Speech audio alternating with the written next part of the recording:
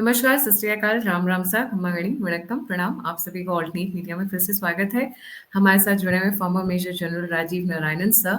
हमने एक एपिसोड किया था किस तरीके से यूएस अफगानिस्तान में घुस रहा है और पूरा मैप चेंज होने वाला है मिडिल ईस्ट का। और आज हम उसी का सेकेंड पार्ट करने वाले हैं। यूएस और चाइना के बीच में ये जो वॉर शुरू होने वाली है, या इनफैक्ट मैं बोलूँ शुरू हो चुकी है, आगाज हो चुका है उसका, ये एक बहुत अलग डायमेंशन पे जा रहा है, एक बड़े अलग डिफरेंट टैंजेंट पे जा रहा है। उधर कनाडा भी बेचारा बिलबिला रहा है। डस्टबिन ट्रूडो आजकल सामने आकर कुछ और बोलते हैं, पीछे थप्पड़ खाकर आते हैं, फिर दोबारा आकर कुछ और बोलते हैं। उनको समझ नहीं आ रहा है कि मैं बोलूं या मैं सिर्फ चुपचाप बैठा रहूं। But anyways, things are changing very fast geopolitically, very fast. और अगर आपको पर्सनली कोई क्वेश्चन पूछना है और इंटरेक्ट करना है राजीव सर से, so first and second match constitution club पे आना ना भूलें। रजिस्टर कर लीजिए, seats are almost done and they are almost gone. तो एक दो सीट्स हम अभी भी अकोमोडेट, मतलब कुछ एक सीटें हम अभी भी अकोमोडेट कर रहे हैं लोगों की रिक्वेस्ट पर, क्योंकि बहुत इंपॉर्टेंट डिग्निटरीज आ रहे हैं, तो हम बहुत ही सेफ एंड सिक्योर्ड एनवायरनमेंट रखना चाहते थे। सो इसलिए हमने जो ऑडियंस है वो लिमिटेड रखी हुई है। Sir, a very warm welcome on the show. Thank you Gayatri.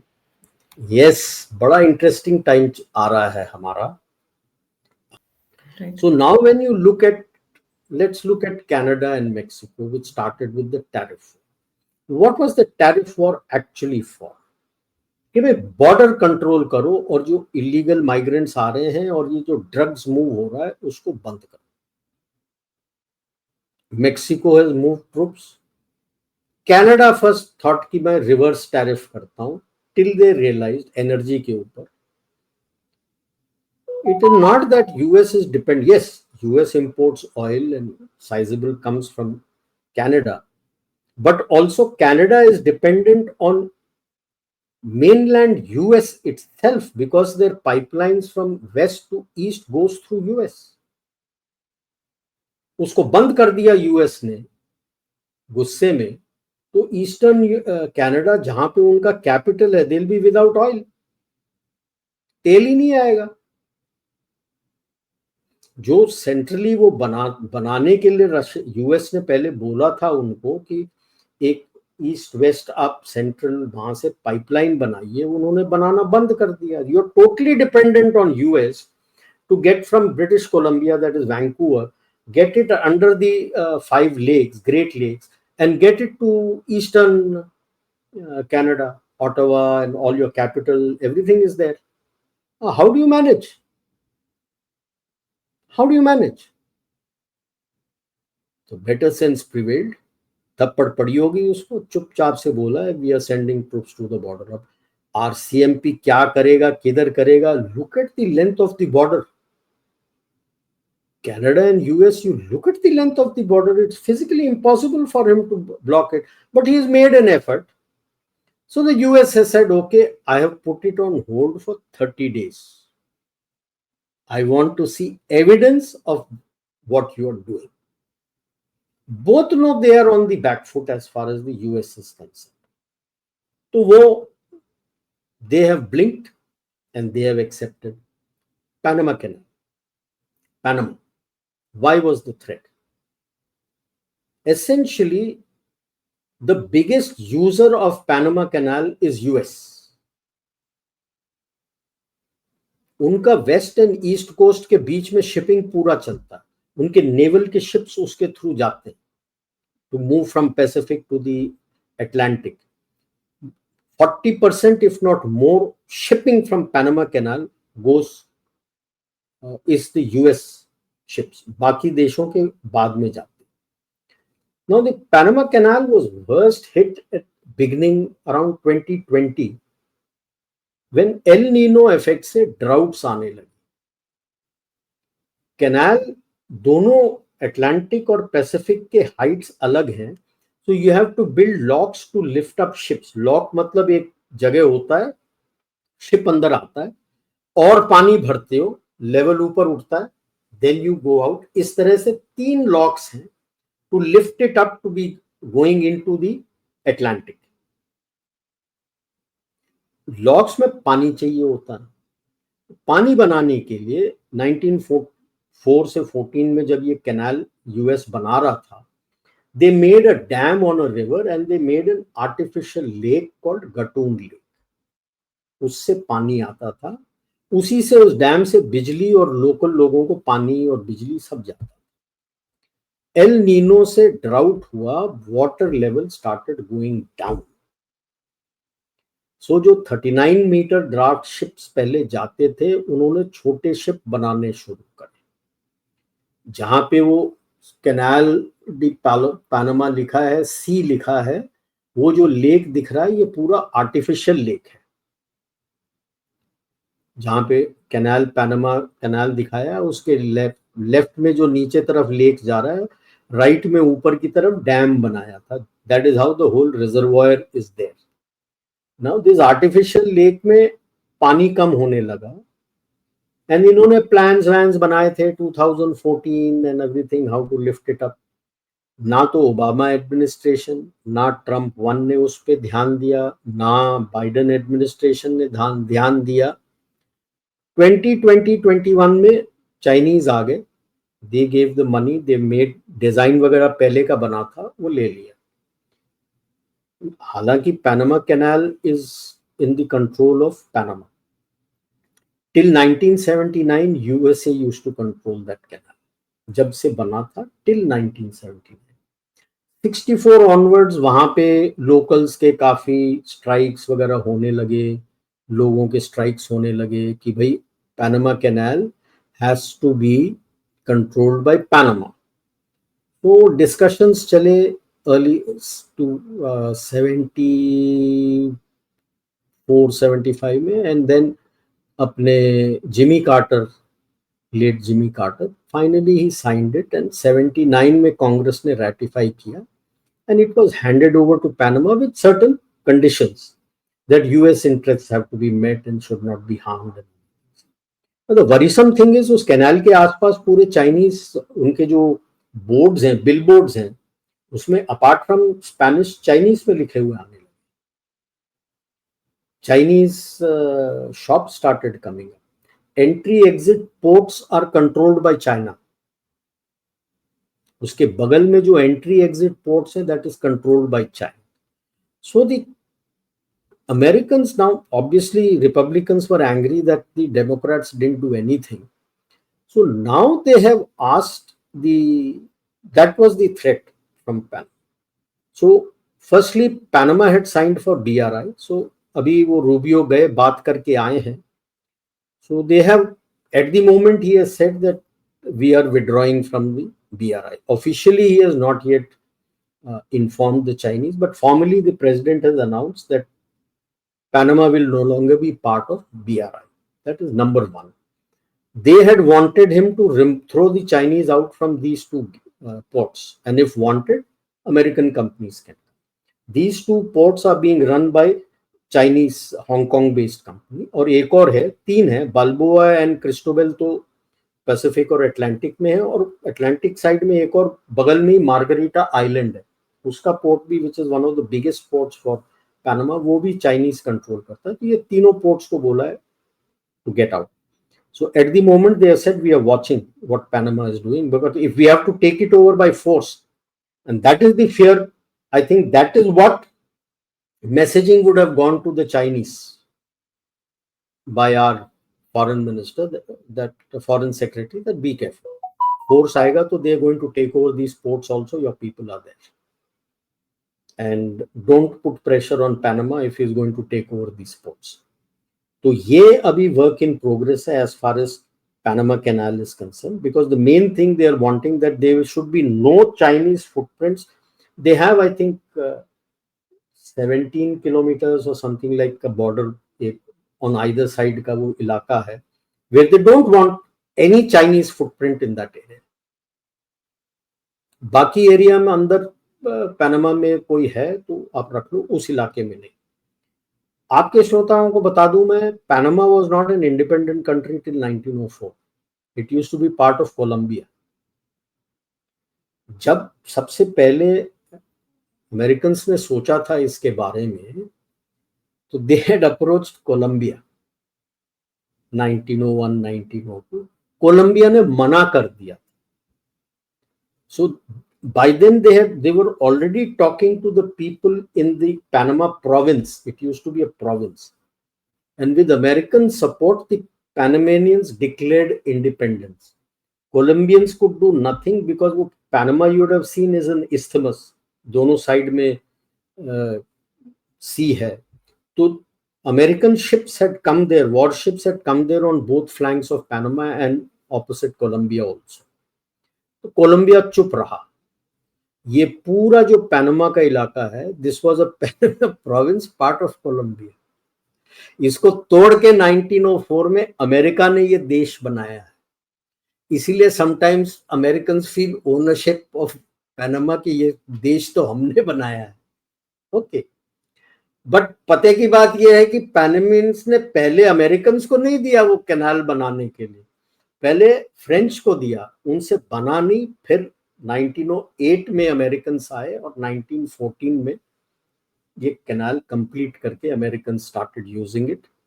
तो this is the background to Panama as a country and the Panama canal. तो ये हमें याद रखना चाहिए कि जब वो बोलते हैं ना, तो उनको ये जहन में रहता है यार इस देश को तो हमने बनाया, हमें आंखें दिखा रहा है. बट गलती अमेरिकन की थी, आपसे चूक हुई. आपने देखा नहीं कि आप सबसे ज्यादा यूज करते हो पैनामा कैनाल में.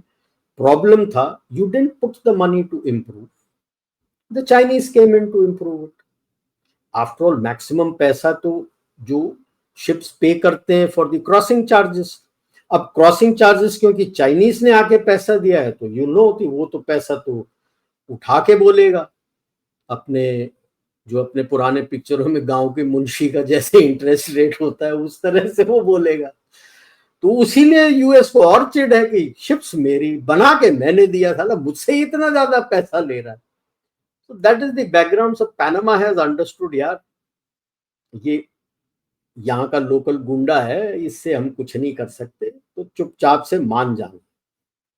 एंड द फाइनल इशू लेते हैं ग्रीनलैंड. Very interesting. अगर आप अभी क्या हो रहा है कि आर्कटिक ओशन जो है वो फ्रोजन रहता था.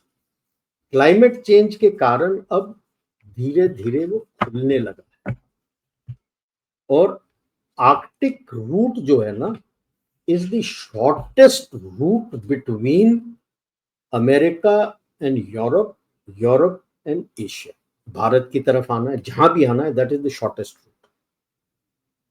आप मैप खोलोगे बोलोगे यार उधर से जा रहा है, ऐसे जा रहा है. You are not taking the 3D. Earth is widest at the equator and narrowest at the top. इसीलिए फ्लाइट भी जब जाना है आपको, you don't go around straight. All flights, जैसे अभी फर्ज कर लो मैं दुबई से I catch a flight to USA. Map पे तो आप स्ट्रेट लाइन डालोगे, चलो मैं न्यूयॉर्क जा रहा हूं, तो दुबई से आपने एक स्ट्रेट लाइन डाल दिया न्यूयॉर्क के लिए.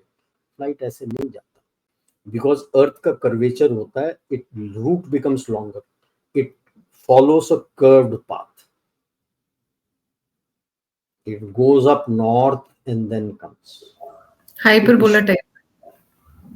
That is the shortest route actually, because curvature कम होते जाता है अर्थ का, तो जो आपका ऑल्टीट्यूड आपको मेंटेन करते रहना पड़ता है, तो वो आपको आसान हो जाता है. तो आर्कटिक का यही है. तो आज से 6 साल पहले चाइना ने अपना आर्कटिक सिल्क रूट का पेपर निकाला था. Now when you look at the North Pole, total south is controlled by Russia. North Pole के नीचे पूरा आर्कटिक ओशन का रशिया का लैंड मास है. नॉर्थ में अलास्का है, कनाडा है और ग्रीनलैंड है. यूएस के पास केवल अलास्का है. Canada has nothing on its Arctic borders, Newfoundland and those areas, there is nothing. Greenland has nothing there, it is frozen. सारा कुछ नीचे है. हालांकि वहां पे यूएसए का to cover the polar route for Soviet Union missiles and now Russian ICBMs, they have a massive base, Thule base करके. They have a massive base. It's to the south. Okay. जैसे आप देख लो, ये north pole है, इसके ऊपर देख लो, ये पूरा रशिया है, पूरा रशिया, ये पूरा Arctic ocean. And when you come down south, you have a little bit of Alaska, after Then that Canada, and then Greenland. Now do you realize the push for Canada and Greenland also by the Americans? जैसे it is for this, एक तो ये है, जैसे ही China ने Arctic silk route का paper निकाला, रशिया के पास एक पोर्ट है यहाँ पे क्लोजर टुवर्ड्स फिनलैंड के इलाके के पास. It's called Murmansk port. The Murmansk port, despite being here in the tundra, 24/7 365 days it is open. It never freezes. The approaches never freeze. See, for life to survive on Earth, there are streams because of the rotation and movement of the Earth, revolution of the Earth. There are streams in our ocean which move, and this movement generates oxygen, to put it simply, and that is the oxygen we get to survive. तो उसमें एक warmest stream है Gulf Stream. It starts from Antarctic, comes up via the Caribbean and other things, hot water लेते हुए comes and hits Murmansk and then goes back with the cold stream back to Antarctica. Because of this stream, Murmansk is one port which is 24/7 365 days a year open. That is the biggest advantage that Russia has over everybody else. बाकी सबका तो winter months में freeze हो जाता है. This is Murmansk. So the Gulf Stream यहाँ से आता है, इसको टच करके वापस चला जाता है. Now this is the big, so जब 2018 तक मुरमांस्क के दोनों साइड पे रशिया का बेस होता था, 2 बेस थे और बोथ साइड्स ऑफ मुरमांस्क. जैसे ही चाइना ने आर्कटिक रूट का, सिल्क रूट का मैसेज भेजा, पेपर निकाला, Russia was the first to wake up. The entire length of the Arctic Ocean right up to the Pacific, इन्होंने 17 और बेस और 5 civil base which can be multiple use civil base के civil bases बना दिए. That means 19 and 5, 24 bases are available here, which includes Navy, Air Force and Marines. And civilian वाले quick response के लिए, rescue and search missions के लिए उन्होंने डाल रखे हैं. तो that is multiple use. US के पास ठेंगा है, so केवल एक अलास्का में है और ग्रीनलैंड के साउथ में है. So what do? So you need to get these bases in place. That is number 2. Greenland जो है, Chinese वहां पे are very interested to come because it has one of the largest reserves of rare earth minerals, which today China has, and China controls 95% of the rare earth minerals. और ये rare earth elements जो हैं, these are required for all your high tech equipment. AI के लिए chips और ये सब के लिए आपको rare earth elements चाहिए. So the Americans are very keen to come in here, not only set base and take over. A little history about Greenland. Greenland has always been controlled by the Kingdom of Denmark and now Denmark. Over a period of time today, they have a tremendous amount of autonomy. Autonomy बोल दो, बंदे total population इनके 57,000, total population 57,000, और वो south west, south and south east में रहते हैं, बिल्कुल नीचे. ऊपर तो रहने लायक है नहीं, बहुत सर्दी है.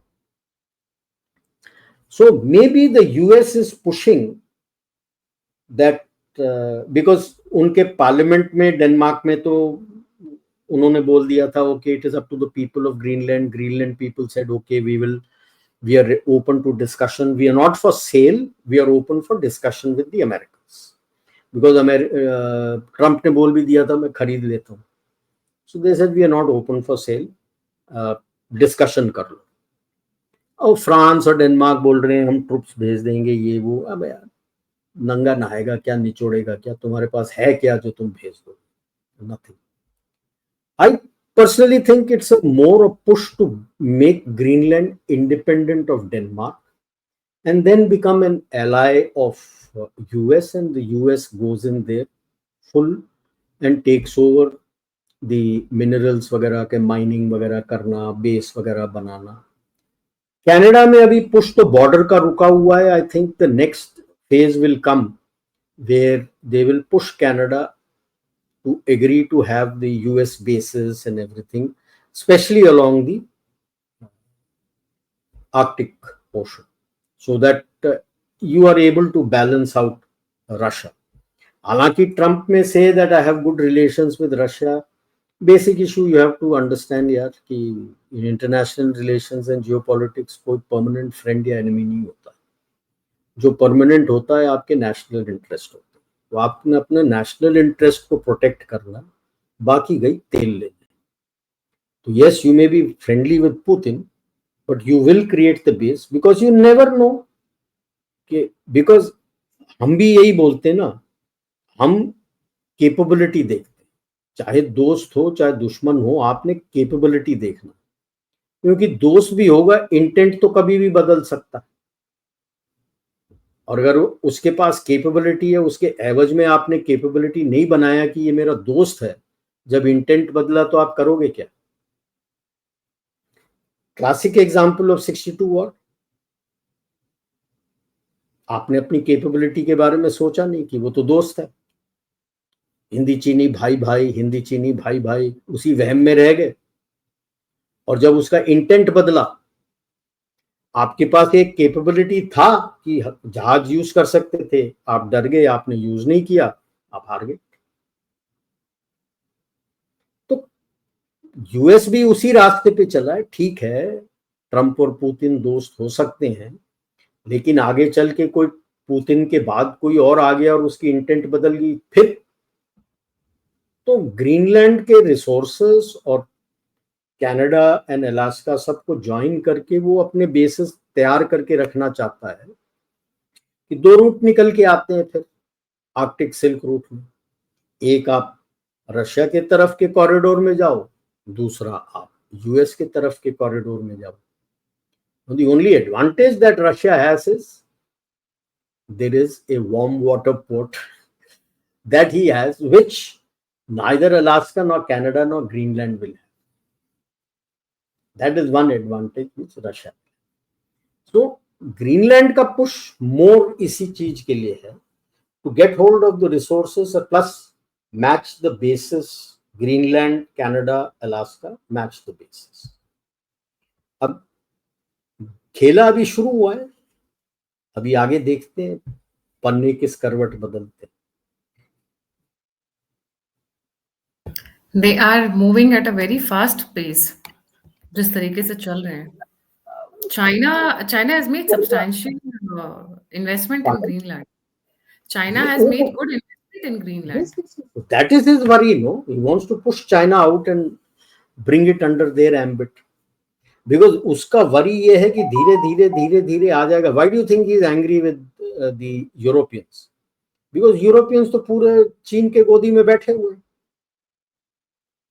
अगर यूएस ने डोमिनेट करना है वर्ल्ड आइलैंड को, world island is essentially Eurasia, Africa, that's it. USA ने तो आना है, उसको तो फुटप्रिंट चाहिए यहाँ पे, नहीं तो वो तो अपने अमेरिकाज में बैठा है, that's it. There is a Pacific and Atlantic Ocean which he has to cross. That is the reason why USA has so much of navy. It's navy predominant. क्योंकि वर्ल्ड आइलैंड पे आना है, footprint जमाना है, तो navy चाहिए। 11-12 aircraft carrier एवी थोड़ी लेके बैठा हुआ है। It is for this to be able to come there and be there.